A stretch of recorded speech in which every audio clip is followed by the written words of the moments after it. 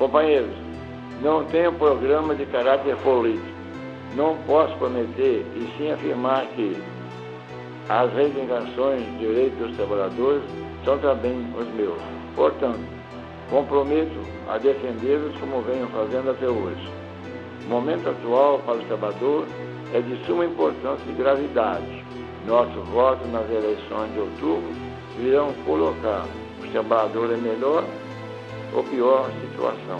Portanto, somente a união de todas as forças é que poderão sair vitoriosos. De nosso voto devem sair os nossos reais, legítimos representantes.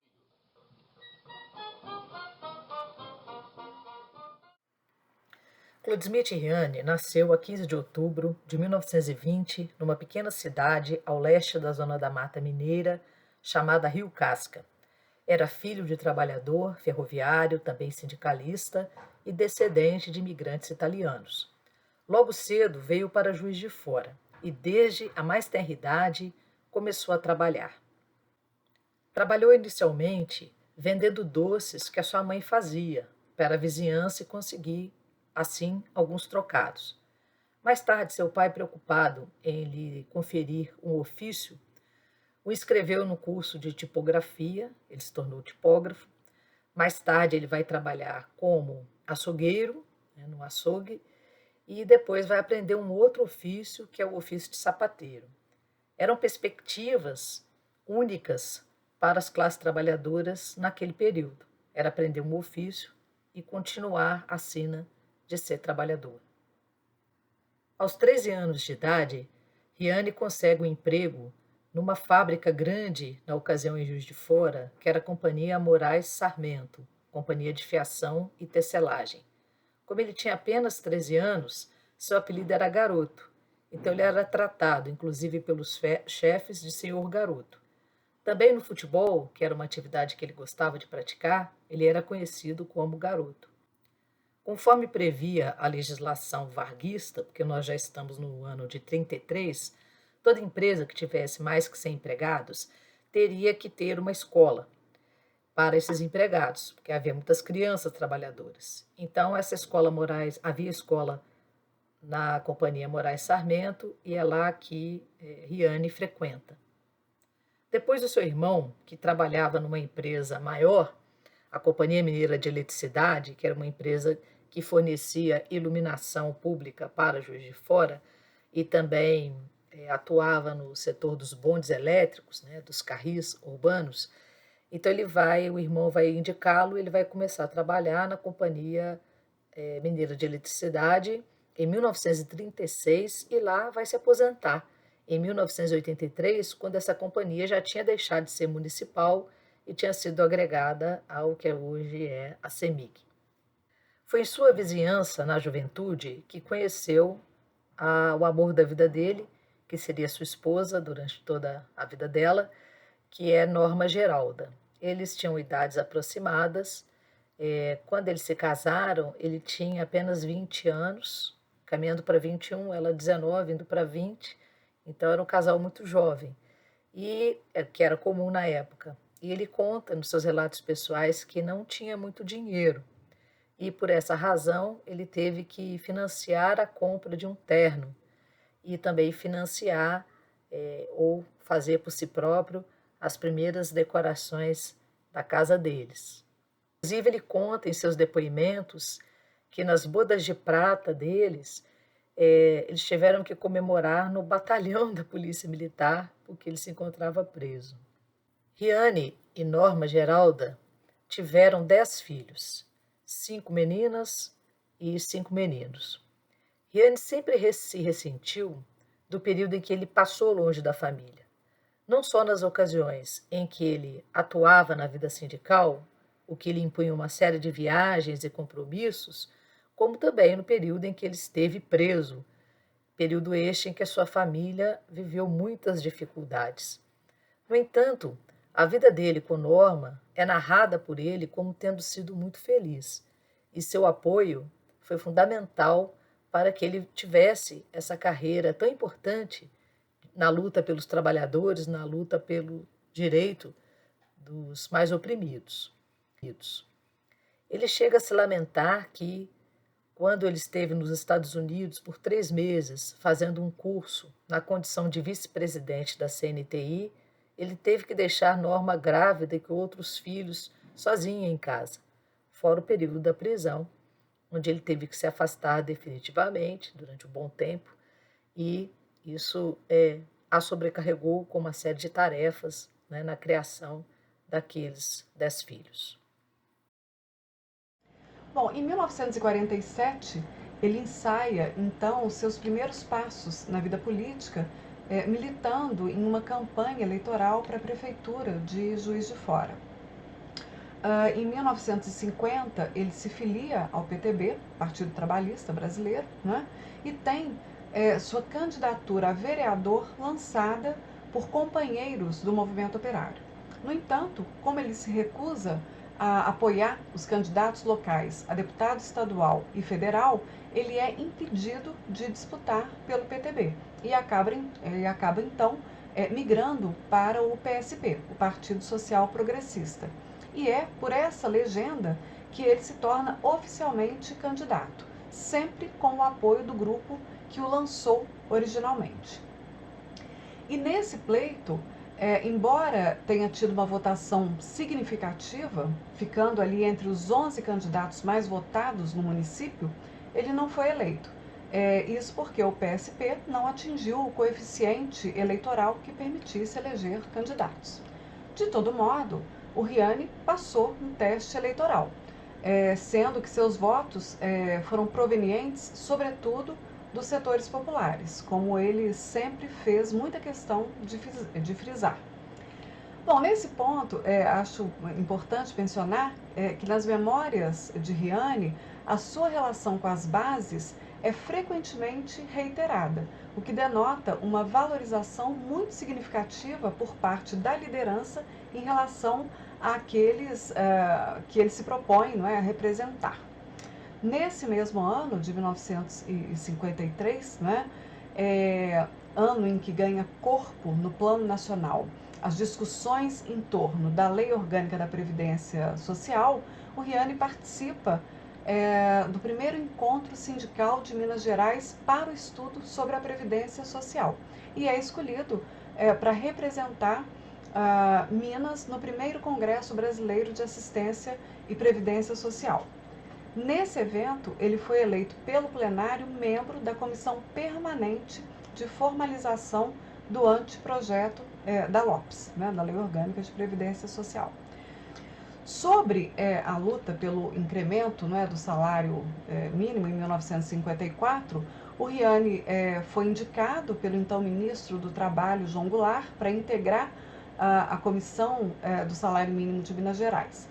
E ele conta que a sua nomeação teria decorrido de uma iniciativa do próprio Riani, que, ao saber que cada estado teria 5 representantes na referida comissão, ele viajou à capital federal e, em uma audiência com o então diretor do SEPT, o Serviço de Estatística da Previdência e Trabalho, né, o Mário Maia, ele defendeu que Juiz de Fora, que tinha 18 sindicatos e era uma cidade de trabalhadores, palavras suas, né, tivesse um representante. Bem, e aí, segundo as memórias do próprio Riani, o diretor teria dito que ele havia chegado em boa hora e que incluiria o seu nome na lista a ser sancionada pelo ministro João Goulart.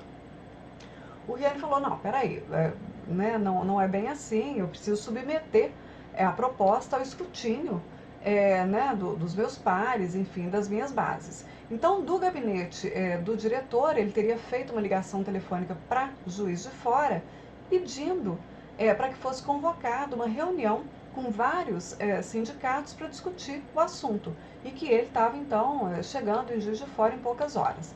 Bom, ao retornar à cidade, não é, trazendo material informativo para ser distribuído na tal reunião, ele conta que expôs a situação e expressou a sua incapacidade para assumir tal representação, mas que acabou sendo indicado e escolhido por vasta maioria em uma votação realizada ali na ocasião.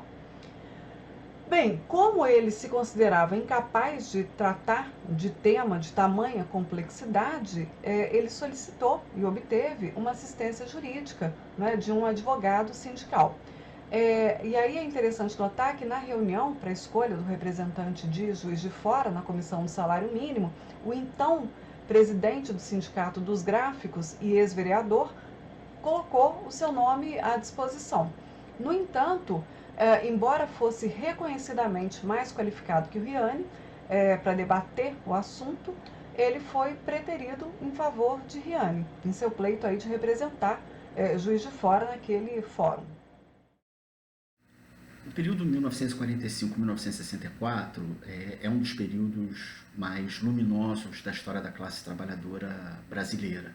Ele foi um período de muita experimentação, né, em termos políticos, organizativos e mobilizatórios, o que pode ser visto nas inúmeras mobilizações de massa que foram organizadas nesse período, nas inúmeras estruturas intersindicais, não é, que foram construídas nesse período também, e pelo intenso processo de democratização das entidades sindicais ligadas à estrutura sindical corporativa. Nesse sentido, pode-se observar claramente um avanço muito grande por dentro e por fora da estrutura sindical corporativa. Isso vai garantir, obviamente, que os sindicatos eles passem a representar mais efetivamente os interesses, né, de trabalhadores e trabalhadoras naquele período, e garantir também a presença da classe trabalhadora na cena pública e também nos debates da grande política. Um dos pontos mais interessantes, a meu ver, e que teve pouca atenção da literatura, né, é a experiência construída com uma aliança entre a militância operária do Partido Comunista e setores da militância operária do Partido Trabalhista, né, o setor reformista, que inclusive dentro do PTB disputava espaços, né, com setores conservadores ditos peleus. Dos resultados conseguidos nesse período podem ser creditados à eficácia dessa aliança, que ao longo do período vai ocupar importantes espaços no mundo operário sindical, tendo controle sobre organizações sindicais desde núcleos de base, passando pelo sindicato, atingindo as confederações nacionais e as intersindicais que já mencionamos, né? Essa aliança, então, ela vai se constituir na liderança efetiva dos setores mais dinâmicos e vivos da classe trabalhadora nesse momento.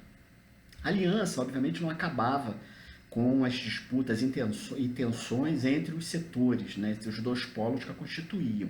Mas foi tão intensa, que muitas vezes era difícil você separar e perceber de onde vinha uma determinada proposta, se vinha do setor comunista ou se vinha do setor trabalhista reformista. Os nomes do setor trabalhista que se destacavam no sentido da manutenção e avanço da aliança, podemos citar, por exemplo, os nomes de Benedito Cerqueira, dos metalúrgicos do Rio de Janeiro, e de Claude Smith Riani, dos eletricitários de Minas Gerais. Riani foi um quadro destacado nesse processo, seja por suas características pessoais, personalidade, posturas, condutas, seja por sua reconhecida habilidade política, né? E é interessante também que, em meio a lideranças, né, exponenciais de Rio e São Paulo, Riani coloca aí o sindicalismo mineiro, né, como importante nesse mapa, não é, de lideranças, de organização e de mobilizações, né? São vários os relatos da capacidade do Riani de reagir a pressões, seja do partido, seja do governo e, às vezes, do próprio Jango, no sentido de assumir posições que poderiam pôr em risco a própria aliança e também os interesses da classe trabalhadora, né? Vários também são os relatos de que em muitas reuniões, para se tirar posições, né, fechar as articulações, etc., o Riani defendia posições até mesmo mais radicais do que vinha sendo defendido, por exemplo, pela militância comunista naquele momento. Bom, ainda em 1954, de volta ao PTB, o Riani elegeu-se deputado estadual. E em 1958, embora ele não tenha conseguido se reeleger, né, de toda forma, ele ficou como primeiro suplente. E no ano seguinte, por pressão da militância sindical, o deputado Euclides Sintra é convidado para assumir a Secretaria Estadual de Agricultura, abrindo uma vaga trabalhista na Assembleia Legislativa, a qual Riani é então chamado a ocupar, dividindo mais uma vez o seu tempo e a sua energia entre a atuação na seara política e a sua ação aí no plano sindical. Em 1960, depois de 7 anos de luta pela aprovação da Lopes, o tema adquiriu centralidade no terceiro Congresso Nacional dos Trabalhadores, realizado no Rio de Janeiro. Nesse congresso, o Riani acabou assumindo uma posição importante, na medida em que, diante de um cenário de impasse e de muita tensão, o presidente da CNTI, que também presidia o evento, né, decidiu encerrar o Congresso. O Riani, então, junto com outros companheiros, insistiu no prosseguimento e acabou assumindo a liderança do Congresso, apelando para que os presentes permanecessem e dessem continuidade aos trabalhos. E obteve êxito, né, nesse seu apelo. Bom, foi então designada uma comissão para convidar o ministro do Trabalho e da Previdência Social para participar do encerramento do Congresso, que estava previsto ali para o dia seguinte. O ministro, o João Batista Ramos, né, não apenas compareceu, como auxiliou em certos aspectos que tinham gerado aquela controvérsia nos dias anteriores, né? E poucos dias depois, então, a Lopes estava aprovada e sancionada pelo presidente. Em 1960, ele se tornou vice-presidente da Confederação Nacional dos Trabalhadores da Indústria, né, da CNTI. E, em janeiro de 1962, ele se torna presidente dessa mesma entidade. Ainda em 1961, ele havia assumido a presidência do PTB em Juiz de Fora, né, da sede da seção local do PTB em Juiz de Fora. No mesmo período, é aprovada a proposta do Riani, entre outros, né, de formação do Comando Geral dos Trabalhadores, o CGT, entidade que vai ser criada efetivamente em 1962, tendo o Riani como vice-presidente e presidente a partir de 1963. A ação do CGT, então, se dividia em 3 frentes: a luta pelas reformas de base, a campanha pelo reajuste novamente de 100% do salário mínimo e a luta pela formalização, pela legalização do próprio CGT. E o Riani, além do envolvimento nessas 3 frentes, né, participou paralelamente da fundação do Pacto de Ação Conjunta, né, que congregava aí 4 federações e 80 sindicatos de trabalhadores da indústria. Nesse mesmo período, ele foi eleito adjunto do Conselho Administrativo do Bureau Internacional do Trabalho e reeleito presidente da CNTI. Bom, no plano mais geral da política, nesse período ele participa da convocação para o comício de 3 de março, né, no Rio de Janeiro, que veio a ser conhecido depois como Comício das Reformas, né, assinando o manifesto aos trabalhadores e ao povo em geral. Bom, a militância política e sindical de Riani se encerra com o golpe de 64, né? mas não sem resistência. Na tarde de 31 de março de 1964, Claude Schmitt Riani convocou reunião com vários sindicalistas na Federação dos Estivadores, no estado da Guanabara, que é a atual cidade no Rio de Janeiro. E à noite, eles deflagraram greve geral para resistir ao golpe de Estado. Mas tudo ficou muito difícil. Os sindicalistas da Guanabara perderam contato com os colegas de Minas Gerais. E Riani recebeu o telefonema do presidente João Goulart. O presidente disse a Riani que, naquele momento, ele mantinha conversações com o general Amaury Cruel, comandante do 2º Exército, e pediu para que os sindicalistas não deflagrassem a greve geral. Riani não acatou o pedido do presidente e manteve a decisão da greve, mas ela se tornou inviável, como sabemos. E no dia seguinte, na tarde de 1º de abril, Riani, ainda na Guanabara, defendeu a resistência ao golpe pelos microfones das rádios Nacional e Mariquim Veiga. Para ele, falar nas rádios contra o golpe era a única arma que ele dispunha naquele momento.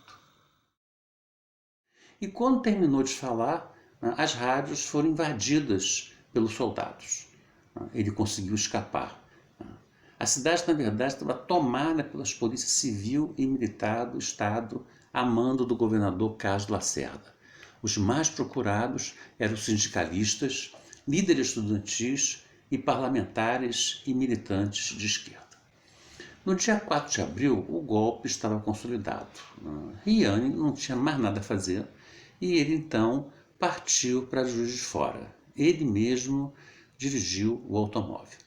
Ele chegou na sua casa, no bairro de Santa Terezinha, por volta das 4 horas da manhã do dia 5.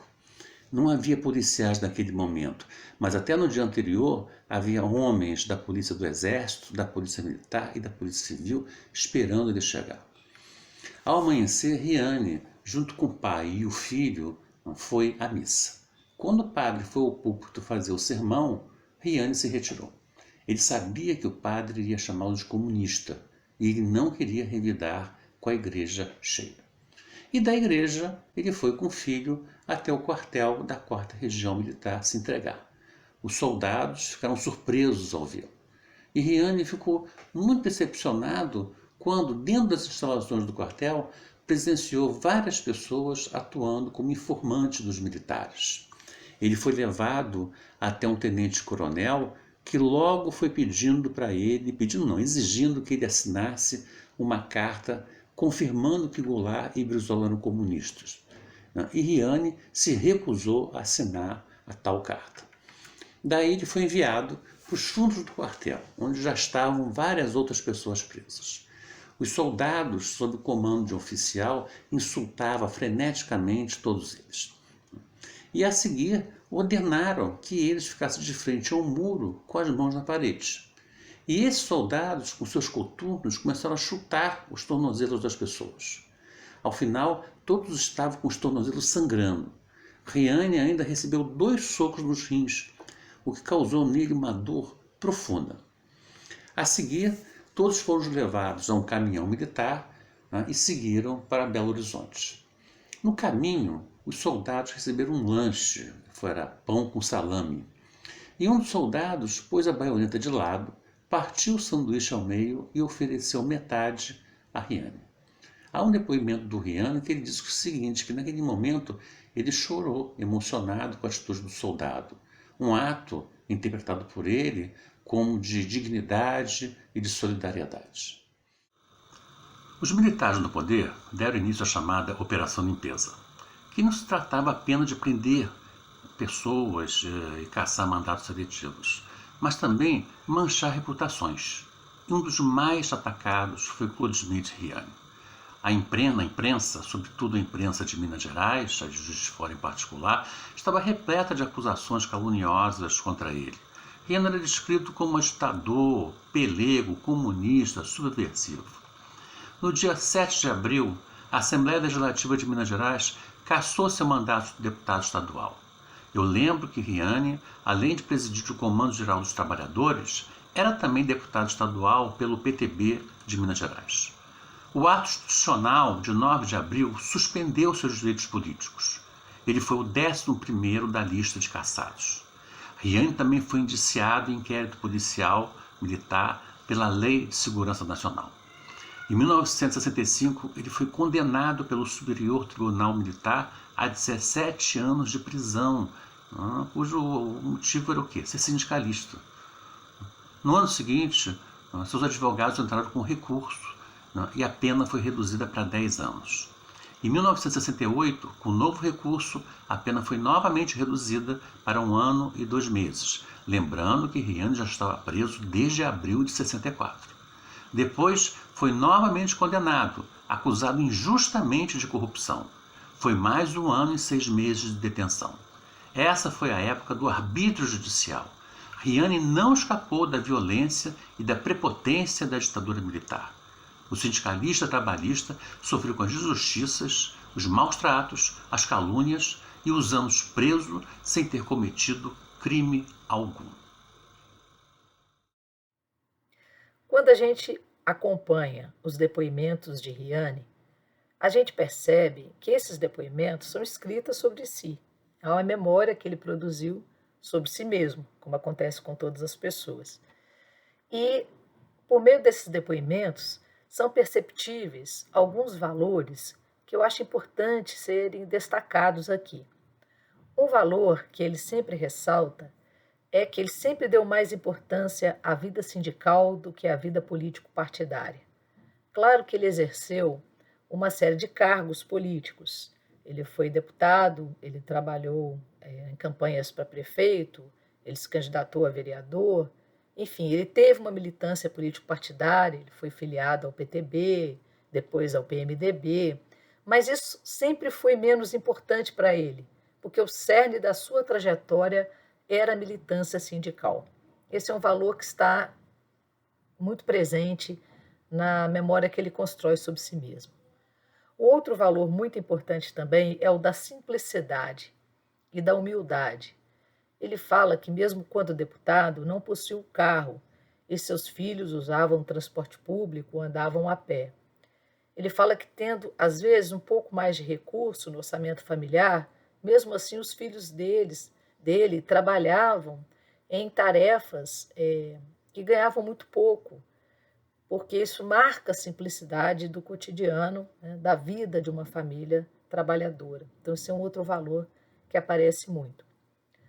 Um terceiro elemento que eu acho que está muito presente na memória que ele constrói sobre si é a ideia da injustiça e da importância de frisar que ele não foi preso por razões, fato de ter cometido algum crime, né? Ele é muito preocupado com a imagem de um ex-presidiário. Na verdade, ele foi um preso político, ele gosta de ressaltar isso, a forma como ele foi maltratado, o fato de ele ter sido punido pelos seus compromissos com os trabalhadores, por ele ter sido injustiçado.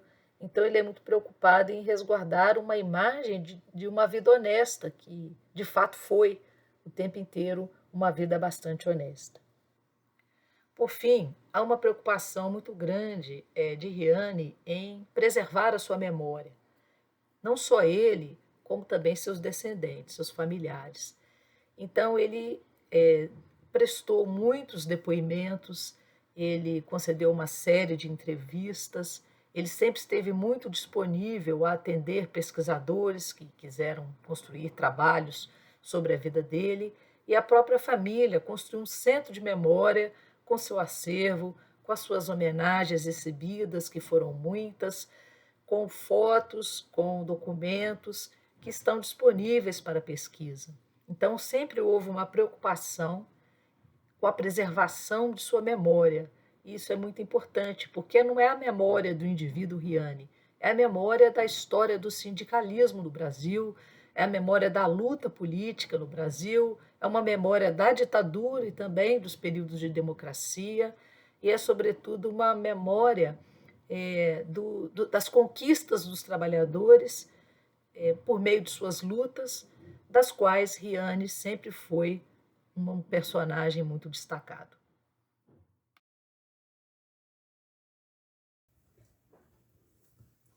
Olá, Eu sou a professora Ângela de Castro Gomes, da Universidade Federal Fluminense, e estou aqui tendo o imenso prazer e a grande honra de cumprimentar o senhor Clodomiro Riani pelos seus 100 anos de vida.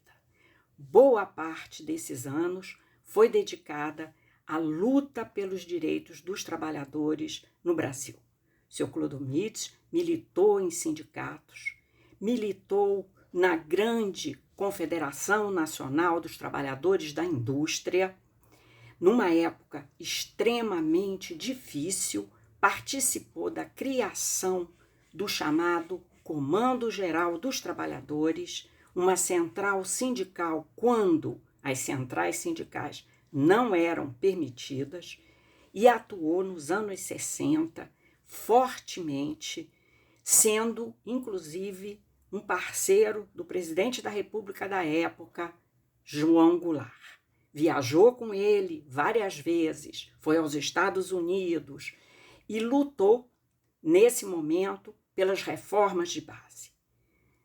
Pagou um preço por isso, mas continuou lutando sempre pelos trabalhadores. Hoje, senhor Clodomiro, eu quero dizer ao senhor que o senhor é uma inspiração para esses mesmos trabalhadores brasileiros que vivem momentos muito difíceis, tendo perdido seus direitos e precisando mais uma vez se organizar para lutar por eles. Eu quero agradecer ao senhor por tudo que foi feito durante esse longo tempo de vida. O senhor continua sendo para todos nós um grande homem, um trabalhador honrado que luta sempre pela melhoria da vida dos trabalhadores, como eu e como muitos mais no Brasil. Meus mais sinceros parabéns. Olá, Juiz de Fora, olá, Minas Gerais, olá, Brasil. É uma imensa satisfação estar hoje aqui. Meu nome é João Vicente Goulart, sou filho do ex-presidente João Goulart e para mim é uma satisfação imensa estar hoje aqui nessa homenagem a Clodomiro Riani.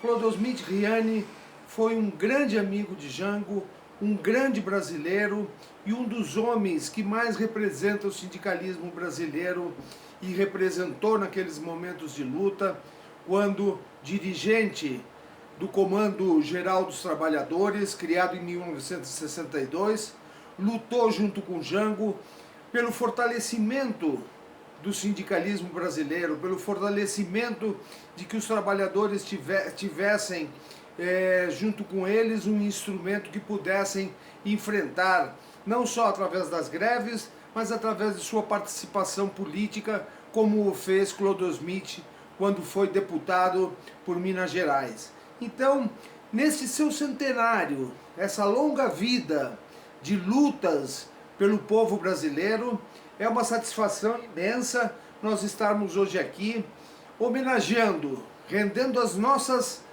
alegrias, homenagens e reconhecendo a sua luta a esse brasileiro que faz no dia 15 de outubro 100 anos de vida e 100 anos de história de luta pelo nosso povo brasileiro.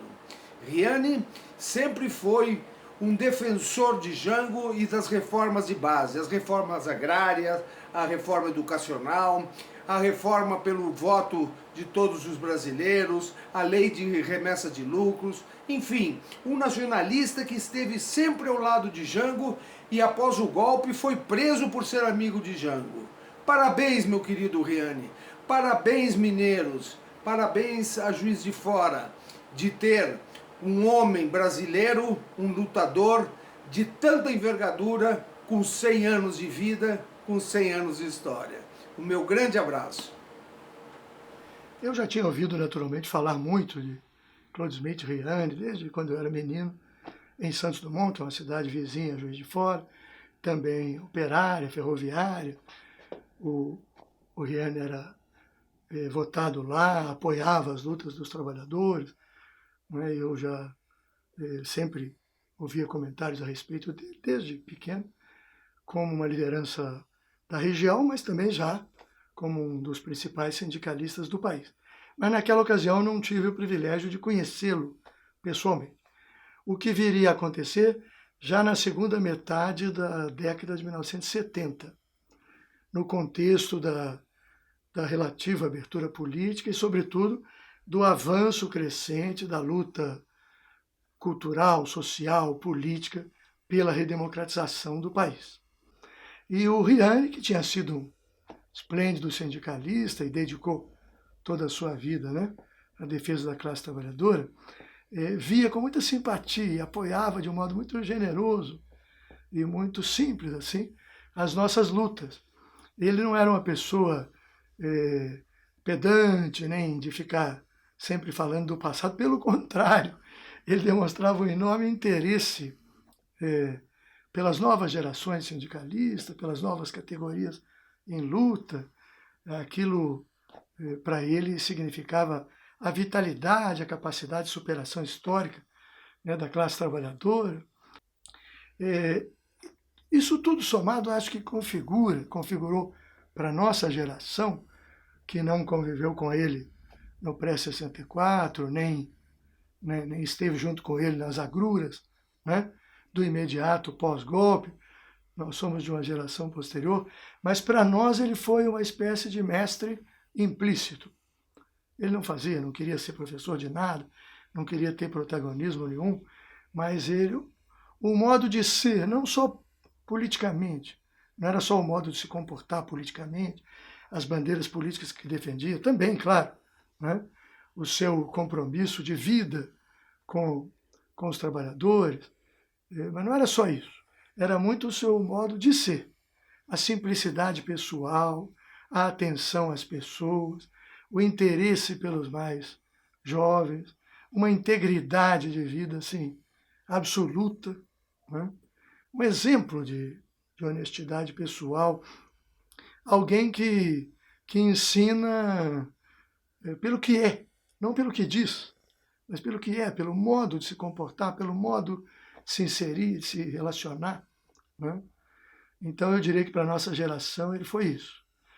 Então é motivo para nós todos, aí a minha geração, as que vieram antes, certamente outras que vieram depois, é motivo de muita alegria estarmos comemorando agora os 100 anos. Primeiramente, agradecer a Cláudia Viscardi, professora do Departamento de História da Universidade Federal de Juiz de Fora, por essa lembrança de comemoração dos 100 anos de vida do Sr. Closimite Riani. A nossa parte nessa homenagem vai estar relacionada a um trabalho que nós fizemos com ele entre 2000 e 2001, que foi uma entrevista junto à FUNALFA, que em 2005 resultou na publicação do livro Closimite Riani Trajetória. O privilégio até de trabalhar com essa biografia do Sr. Riani, da maneira que ele quis, assim. Ele colocou o tempo todo nesse processo das entrevistas que nós fizemos com ele, ele sempre colocou a sua marca, quis que fosse daquela maneira e nós aceitamos porque valia muito a pena. Tanto durante as entrevistas, muito do que a gente queria perguntar, mas muito do que ele queria dizer e deixar registrado. É uma preocupação dele, a gente percebe uma preocupação dele e também da família, de guardar as informações sobre a sua vida no movimento sindical e político.